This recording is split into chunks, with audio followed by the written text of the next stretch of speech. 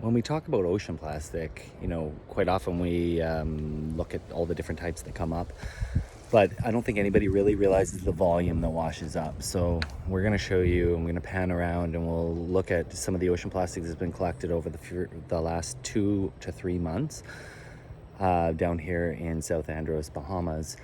And it's kind of staggering when you think about it, considering that this is just a small, very small percentage of it. So I'm going to pan around here and give you an idea of how much ocean plastic has been collected.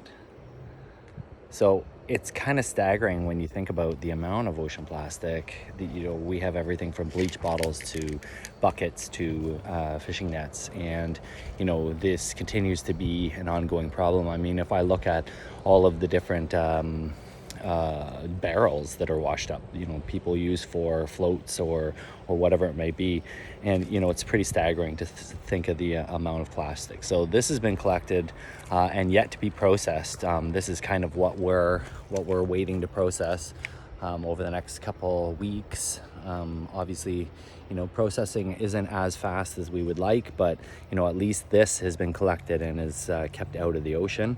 And as we move further into the Great Sea Project, we'll have a better idea of how to streamline the process.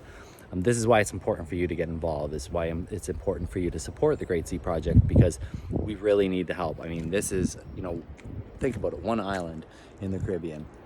And how many other islands are there where there's this amount of plastic washing up on the ocean or on the beaches that isn't actually touched?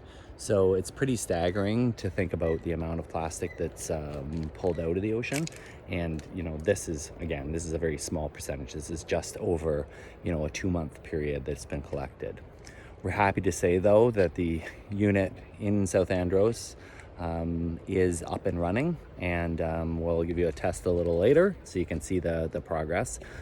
Also happy to say that we have formed some amazing partnerships over the last few months, and it'll go to help further our mission and further the Great Sea Project's impact.